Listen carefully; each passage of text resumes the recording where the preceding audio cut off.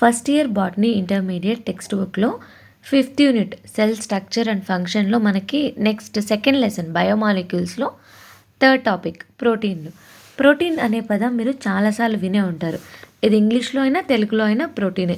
Protein rich food అని, లేదా gym body ఎవరైతే జిమ్ వెళ్ళి చేస్తూ ఉంటారో వాళ్ళు ప్రోటీన్ షేక్స్ తాగమని, లేదా ఈ ఫుడ్ తింటే ప్రోటీన్స్ వస్తాయని, ఇలా చాలాసార్లు ఈ పదం గురించి వినే ఉంటాం. అసలు ప్రోటీన్ అంటే ఏంటి? ప్రోటీన్ అంటే ఏంటంటే కొన్ని రకాల అమినో యాసిడ్స్ అనేటి, అంటే ఆల్మోస్ట్ 21 టైప్స్ ఉంటాయి. అలాంటి అమినో యాసిడ్స్ అన్నీ కలిసి ఒక స్ట్రక్చర్ని ఫామ్ చేస్తాయి. దాన్నే మనం ప్రోటీన్ అనొచ్చు. ఇది మన బాడీకి మనం బయట నుంచి ఇస్తాం, అలాగే బాడీ కూడా తయారు చేసుకుంటుంది. అసలు ఆ ప్రోటీన్ అనేది ఒక బయోమాలిక్యూల్. దాని గురించి మనం ఇప్పుడు తెలుసుకుందాం.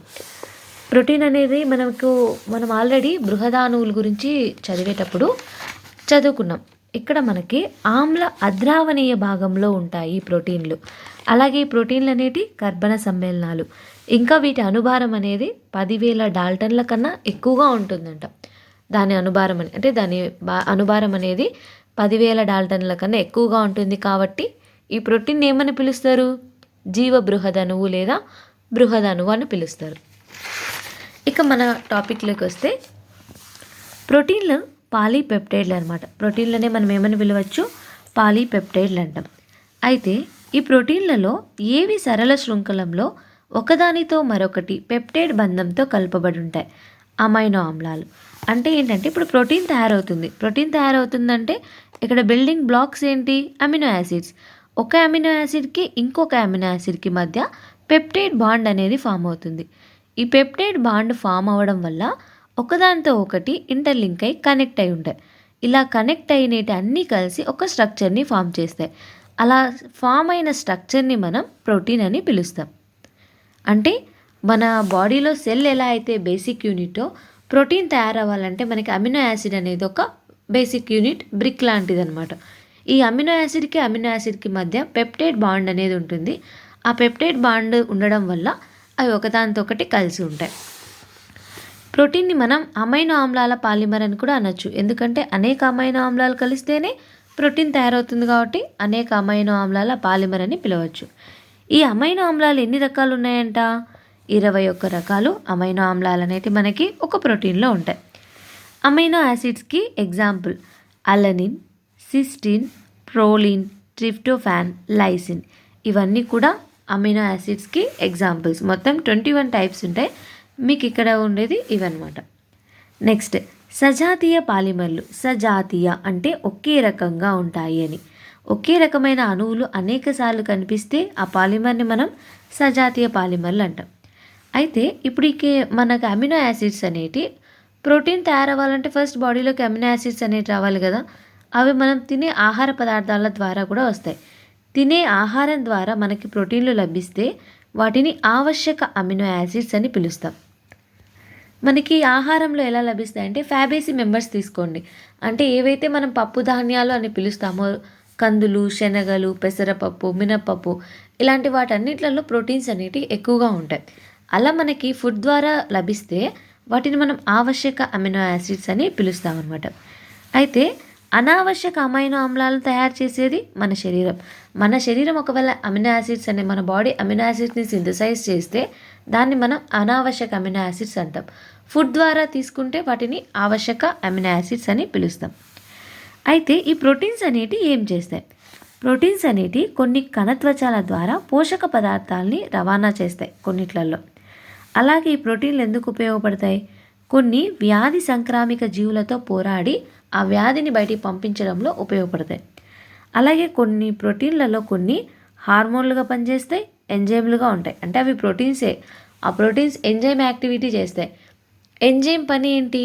ఒక రియాక్షన్ని అవి పార్టిసిపేట్ చేయవు. ఆ రియాక్షన్ ఫాస్ట్ అవ్వడంలో ఉత్ప్రేరకాలుగా పనిచేస్తాయి.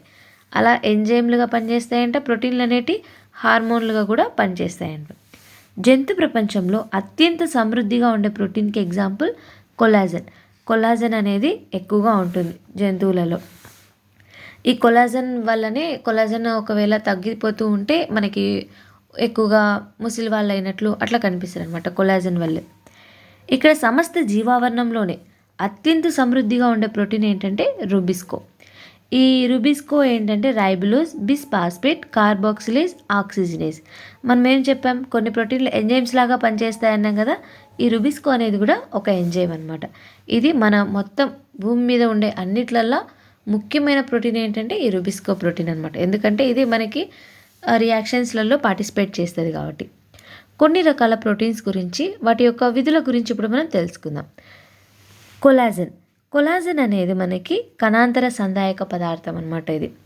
అలాగే ట్రిప్సిన్ అనే దానికి మీకు జువాలజీలో వస్తుంది. ఇది ఒక ఎంజైమ్.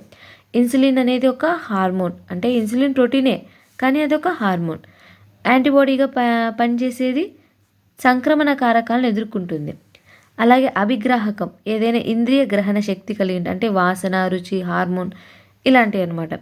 GLUT4 ఇది కణాలలోని గ్లూకోజ్ రవాణాకు తోడ్పడుతుంది ఈ ప్రోటీన్. ఇది ప్రోటీన్స్ గురించి బ్రీఫ్ ఇంట్రడక్షన్. ప్రోటీన్ అంటే మనం ఏమనుకున్నాం, పాలీపెప్టైడ్ అనుకున్నాం కదా. అలా ఈ ప్రోటీన్ గురించి మనకి కంప్లీట్గా తెలియాలంటే దాని స్ట్రక్చర్ కూడా ఉంది, దాని గురించి డిస్కస్ చేద్దాం. అంతకంటే ముందు పాలీసాకరైడ్లు అంటే ఏంటో తెలుసుకుందాం. పాలీసాకరైడ్ అంటే ఏంటి, మనం ఆల్రెడీ బృహదాణువు, ప్రోటీన్ అనేది ఒక బృహదాణువు, అంటే 10,000 డాల్టన్ల కన్నా ఎక్కువగా ఉంటుంది. ప్రోటీన్లతో పాటు మనకి నెక్స్ట్ కనిపించేది ఏంటి, కేంద్రకామ్లాలు, పాలీసాకరైడ్. పాలీసాకరైడ్ గురించి ఇప్పుడు చూద్దాం.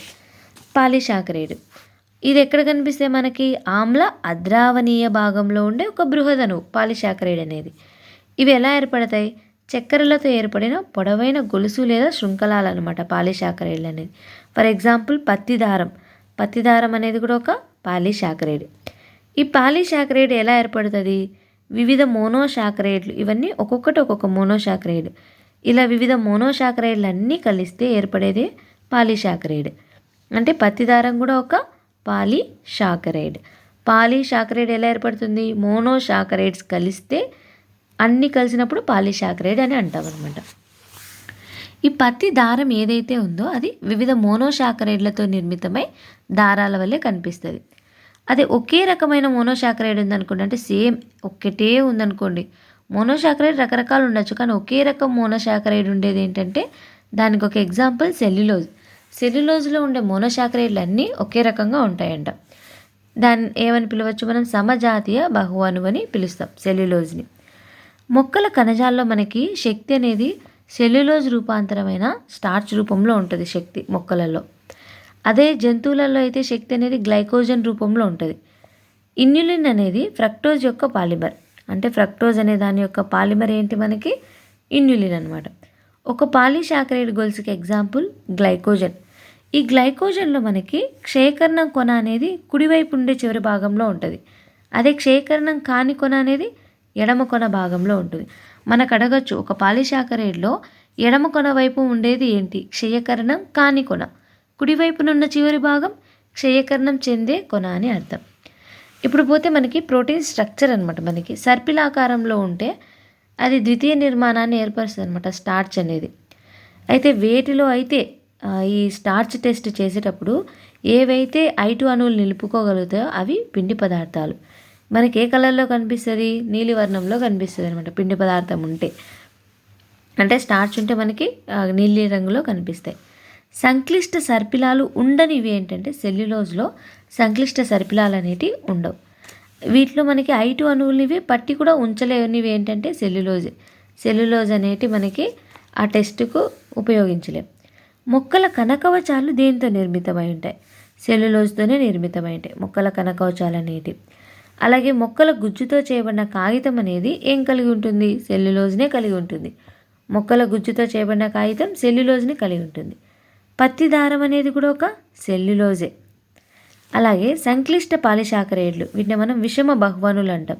వాటికి ఎగ్జాంపుల్ అమైనో చక్కెరలు, ఇవి రసాయనికంగా మార్పు చెందిన చక్కెరలు అనమాట ఇవి.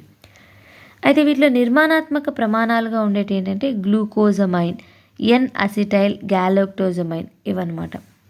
అలాగే ఆర్థ్రోపోడ బాహ్య అస్థిపంజరంలో మొక్కల కణకవచంలో మనకి సెల్యులోజ్ ఉంది. అదే ఆర్థ్రోపోడాకి సంబంధించిన వాటిలలో కైటిన్ అనేది ఉంటుంది బాహ్య అస్థిపంజరంలో. అదే శిలీంధ్రాల కణత్వచంలో అయితే దాంట్లో కూడా కైటిన్ అనేదే ఉంటుంది అనమాట.